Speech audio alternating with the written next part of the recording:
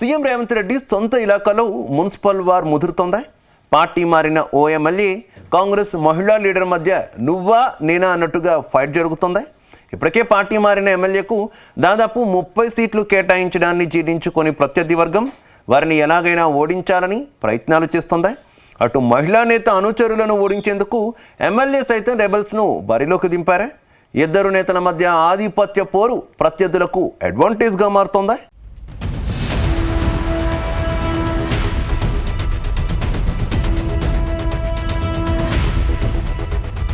Municipal ఎన్నికల వేళ జోగులాంబ గద్వాల కాంగ్రెస్లో గందరగోళం నెలకొంది.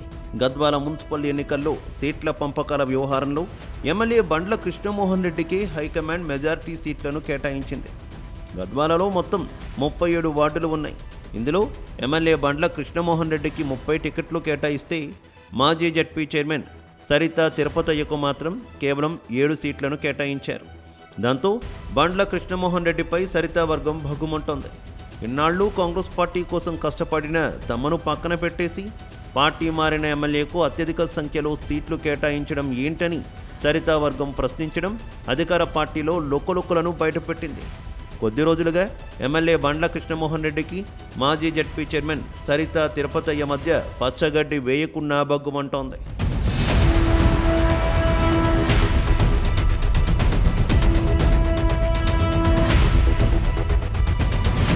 గత అసెంబ్లీ ఎన్నికల ముందు వరకు గద్వాల ఎమ్మెల్యే బండ్ల కృష్ణమోహన్, మాజీ ZP chairman Saritha Tirupathaiah BRS పార్టీలోనే కొనసాగారు. కానీ అసెంబ్లీ ఎన్నికల సమయంలో సరిత కాంగ్రెస్ పార్టీలో చేరి టికెట్ తెచ్చుకున్నారు. ఆ తర్వాత ఆమె బండ్ల కృష్ణమోహన్ చేతిలో స్వల్ప ఓట్ల తేడాతో ఓడిపోయారు. ఆ తర్వాత బండ్ల అధికార పార్టీలో చేరడంతో ఇద్దరి మధ్య విభేదాలు ఒక్కసారిగా బగ్గుమన్నాయి. 2 ఏళ్లుగా ఇద్దరి మధ్య ఆధిపత్య పోరు నడుస్తోంది. అయితే కొద్ది రోజులుగా సరిత తిరుపతయ్య రాష్ట్ర స్థాయి పదవి కోసం తీవ్రంగా ప్రయత్నాలు చేస్తున్నారు. కానీ ఇప్పటి వరకు ఆమెకు అవకాశం దక్కలేదు. ఇటీవల స్థానిక సంస్థల ఎన్నికల్లో అభ్యర్థులకు బీఫామ్ కేటాయించే విషయంలోనూ, జిల్లా కమిటీల ఏర్పాటు విషయంలోనూ ఎమ్మెల్యే, మాజీ జడ్పీ చైర్మన్ మధ్య పెద్ద యుద్ధమే జరిగింది. ఇప్పుడు మున్సిపల్ ఎన్నికల్లోనూ ఇద్దరి మధ్య వార్ జరుగుతోంది. ఇటీవల స్పీకర్ ముందుకు తాను బీఆర్ఎస్ ఎమ్మెల్యేనంటూ ప్రకటించిన ఎమ్మెల్యే బండ్ల కాంగ్రెస్ పార్టీలో పెత్తనం ఎందుకు చేస్తున్నారని సరిత ప్రశ్నిస్తున్నారు.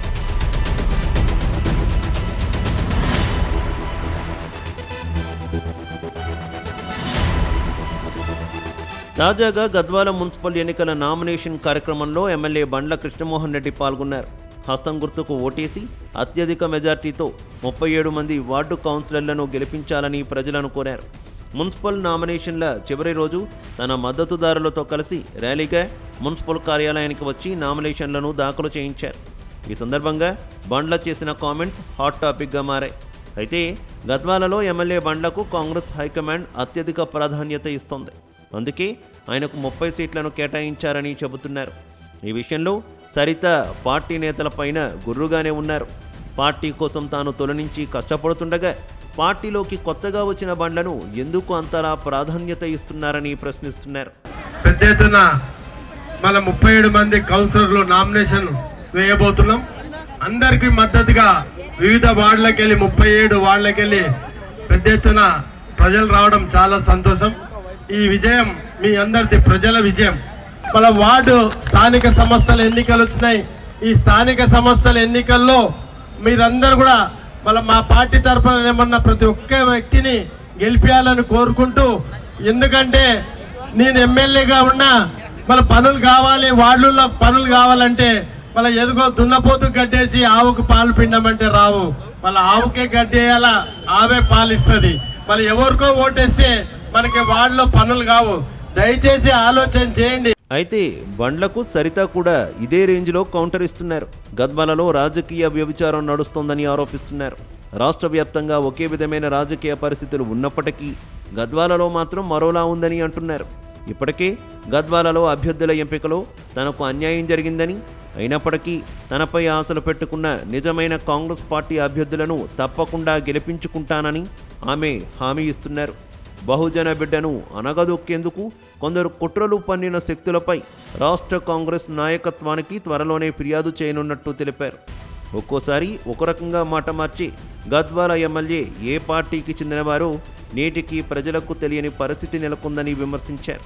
కష్టకాలంలో పార్టీని ఎవరు కాపాడారో, ఎవరు ద్రోహం చేస్తున్నారో రాష్ట్ర నాయకత్వానికి తెలుసు అన్నారు.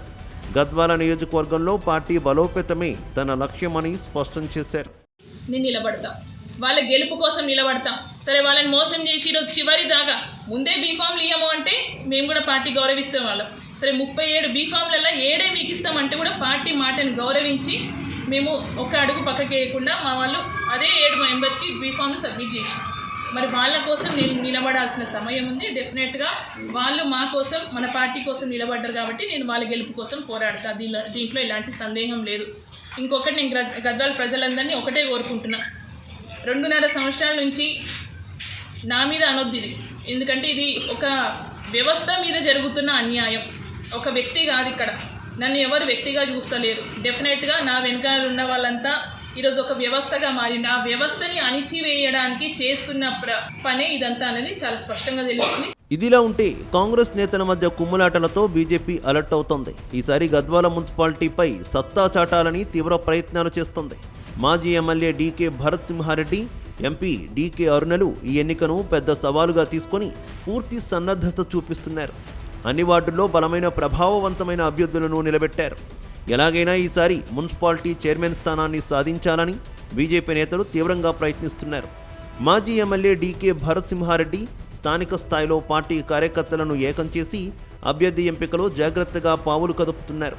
ఎంపీ డీకే అరుణ కూడా ఈ ఎన్నికలను సవాలుగా తీసుకొని వార్డు స్థాయిలో పార్టీ బలోపేతం కోసం వ్యూహాలు రూపొందిస్తున్నారు.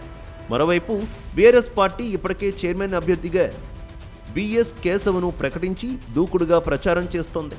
కాంగ్రెస్ పార్టీలో అంతర్గత విభేదాలు, ఎమ్మెల్యే ప్రచారంలో దూరం వంటి సమస్యలు ఉన్నాయి. ఈ పరిస్థితిని బీజేపీ తనకు అనుకూలంగా మలుచుకోవాలని ప్రయత్నిస్తోంది.